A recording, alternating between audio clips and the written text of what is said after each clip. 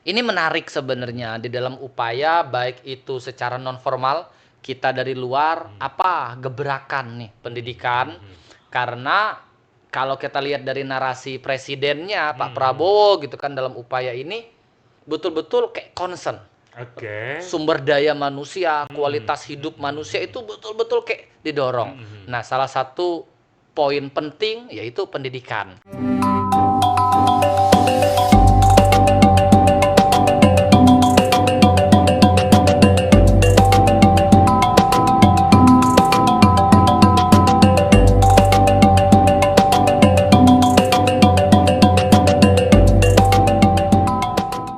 Oke, jumpa lagi kita. Selamat sore, kawan-kawan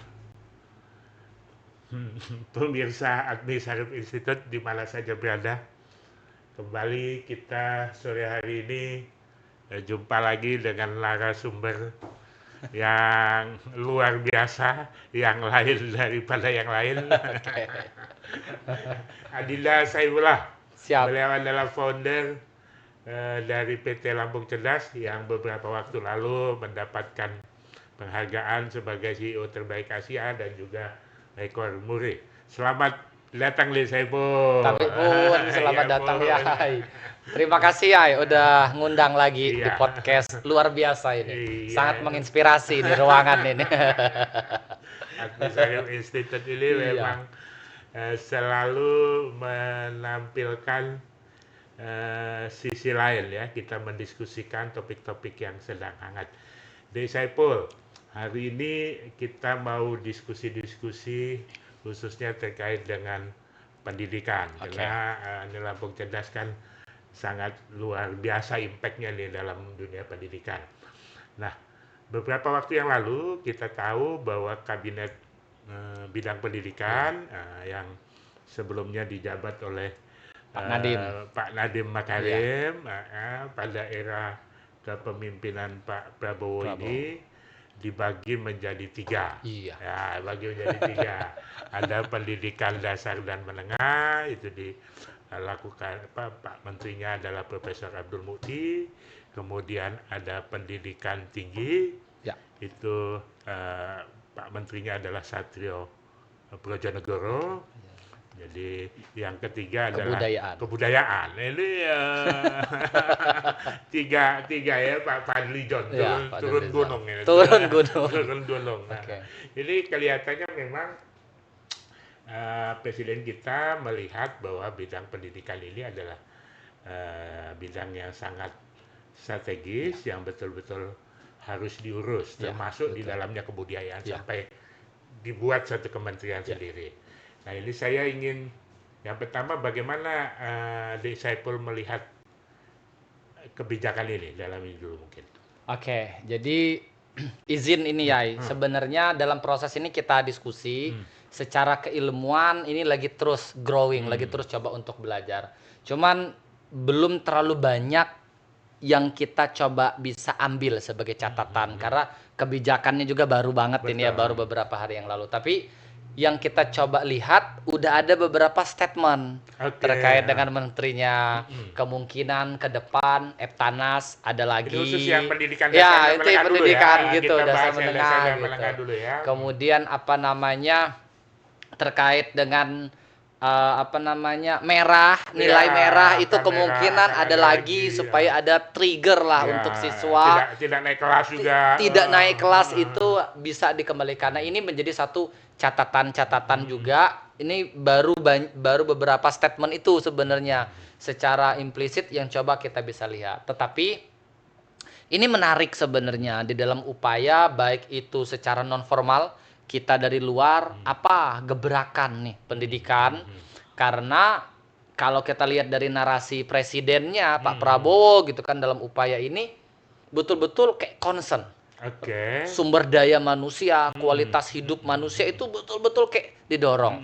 Nah, salah satu poin penting yaitu pendidikan. Pendidikan. Nah, ini yang kita coba mulai terus ini. Lagi kepo-kepoin terus ini ya Dikepoin kebijakan-kebijakan. Ini pendidikan memang betul-betul penting banget karena memang di tengah kita yang kelihatannya sudah cukup maju, tapi ternyata rata-rata pendidikan kita masih di Iya, level kelas kelas 7. 7. Jadi Asli ya, asli benar, benar. betul-betul ini memang harus kita apa ya kalau anak muda bilang dikepoin terus gitu Iya, ya. betul. Oke, salah satu juga yang kelihatannya ini juga menjadi isu cukup strategis selama ini adalah adanya zonasi. Iya, betul. Bagaimana di Saiful melihat apakah kemungkinan zonasi juga Ya. akan dihilangkan atau bagaimana? Ya, jadi cerita dikit itu tahun 2022 2023 kita Mhm. itu roadshow di seluruh mayoritas sekolah-sekolah di Mhm. Lampung ya. Mhm. Bahkan di beberapa sekolah di Palembang, di Mhm. luar Lampung itu kita datangnya. Setelah diskusi dengan kepala sekolah, pertanyaan yang selalu Saiful tanyakan, Mhm. menurut Bapak, ini tanya dengan kepala sekolah, Mhm. menurut Bapak ini gimana peraturan dan kebijakan zonasi ini, zonasi sekolah? Mhm. Fenomena yang terjadi adalah di lapangan, kalau kita lagi ngobrol dengan sekolah Mhm. yang maaf nih, grade-nya biasa aja, Mhm. mereka kayak mendukung. Jadi Mhm. ada pemerataan Ya, katanya. heeh. Tapi kalau kita ngobrol dengan sekolah yang itu keren, Mhm. yang mereka terus dari sisi kualitas tadinya betul-betul dikejar, ditekan Mhm. selektif banget. Nah, ini banyak yang ngeluh. Iya, iya, iya, betul. Karena penurunan akhirnya gitu kan. Lucu, Hanya lucu-lucu ceritanya. iya, hanya gara-gara tetangga Ya, sekolah diambil dan ya, lain sebagainya. itu Tapi kedekatan rumah ya. iya, tapi kalau secara subjektif saya pun melihat ini memang perlu dikaji lebih serius dalam Lebih serius. upaya. Kenapa? Karena harapannya kita wadah pendidikan itu nggak cuma sekedar untuk mendapatkan ijazah Mhm. atau jembatan untuk bisa lanjut kuliah, Ya, ya, ya. tapi bagaimana ini siswa ini punya competitiveness-nya Ya, betul, di betul, dalam betul. memperjuangkan. Jadi nggak cuma hasil akhir yang betul-betul dilihat, Mhm. tapi bagaimana prosesnya ini Proses dan evaluasi yang dan baik juga. evaluasinya itu yang Ya, baik betul, gitu. betul, Itu betul. penting sih, Pak. Ya, ya, ya. Memang betul ya, zonasi ini adalah dalam berbagai kesempatan banyak dibahas ya, Iya, terutama betul. sekolah-sekolah yang kualitasnya menengah ke atas. Nah, Iya, betul. saya bahkan beberapa waktu yang lalu datang ke SMA 2 itu, SMA Iya, 2 Tanjung Karang iya, di Saipul. iya. Mereka Pak mengeluh Hendra. tuh SMA 2 itu sekarang sudah bukan jadi SMA 2 Tanjung Karang, tapi sudah jadi SMA 2 Gotong Royong. Ya karena cuma lingkup itu Mu- aja Karena murid-muridnya. muridnya yang terjauh 700 Iya, meter. iya, Nah ini ya, betul, betul. sementara ini adalah kebijakan pusat Iya.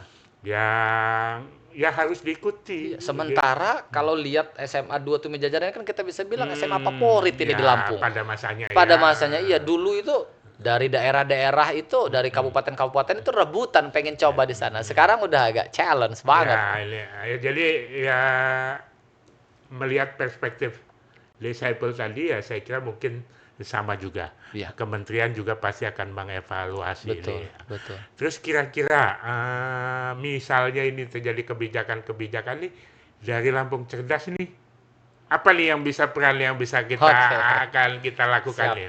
Ya, ini dalam proses pertama kita betul-betul lagi proses menganalisis, Hmm. mengkaji kira-kira apa nih Hmm. sinyal-sinyal kebijakan. Hmm. Tapi yang jelas kita berharap tentunya semua kita itu betul-betul secara objektif Oke, untuk betul-betul pendidikan ini maju. oke, Yang jadi fenomena kemarin itu kan kita kebanyakan kebawa fenomena politiknya ya.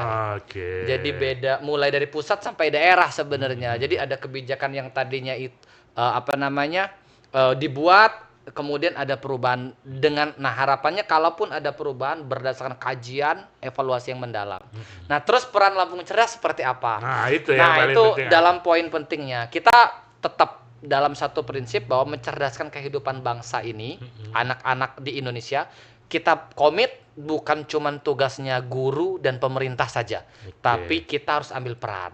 Nah, jadi sebenarnya kalau kita di Lampung Cerdas melihatnya, hampir setiap tahun kebijakan khususnya penerimaan masuk ke perguruan tinggi negeri itu ada aja ya perubahan-perubahan kebijakannya. Baik itu yang tadinya namanya SNPTN berubah jadi SNBP gitu kan. Yang tadinya satu kali tes, ya itu ada perubahan. Tapi yang jelas kita tetap komit dengan positif bergerak untuk bagaimana memfasilitasi Anak-anak didik ya. anak-anak didik kita dan anak-anak yang ada di seluruh Indonesia secara umum, bagaimana mereka punya akses. Karena ya ini mohon doa dan support juga, karena kita berupaya udah hampir 3 tahun ini ya, selain melakukan pendampingan kepada adik-adik kelas 12, kita juga ada program beasiswa ya. Jadi Lampung Cerdas 3 tahun ini ada program beasiswa. Beasiswa apa tuh? Jadi kita ada 2 program. Yang pertama generasi emas. Ini untuk anak-anak yang mau kuliah tidak mampu secara ekonomi, tapi secara akademik ataupun non akademiknya itu bagus. Kemudian yang kedua, ini kita appreciate juga beasiswa yang kedua namanya generasi cerdas. Secara akademik mereka bagus, secara finansial mereka juga bagus, tapi kita challenge untuk orang-orang ini punya kesempatan juga meringankan beban orang tua meskipun orang tuanya mampu gitu. Jadi udah jalan 3 tahun. Udah jalan 3 tahun Ini ya? jalan 3 tahun. Oke, Di Saiful, mungkin kalau saya bisa indikan, jadi apapun kebijakan pemerintah, Lampung Cerdas akan tetap konsisten mendukung anak-anak kita untuk mendapatkan pendidikan yang layak. Terutama akses informasi itu harus clear. Tetap kita sampaikan informasi-informasi itu kita dukung. Begitu loh guys. Jadi don't worry, Lampung Cerdas akan tetap mendampingi anak-anak didik kita, siapapun juga dan dimanapun juga berada. Jangan ragu untuk terus ikuti ya Lampung Cerdas ini gitu. Saya kira itu ya mungkin yang bisa kita sampaikan. Terima kasih Dek Saiful. Ya, terima kasih juga ya, ini udah undangan. Memberikan perspektif yang lain. Mudah-mudahan apapun kebijakan pemerintah ke depan, kita akan terus bersama-sama pemerintah mendukung kebijakan itu, mendukung anak-anak didik untuk Indonesia yang lebih baik. Untuk Indonesia yang lebih baik. Untuk Indonesia yang lebih baik. Oke, guys. Tabi. Assalamualaikum warahmatullahi wabarakatuh. Waalaikumsalam warahmatullahi wabarakatuh. Terima kasih, Yai.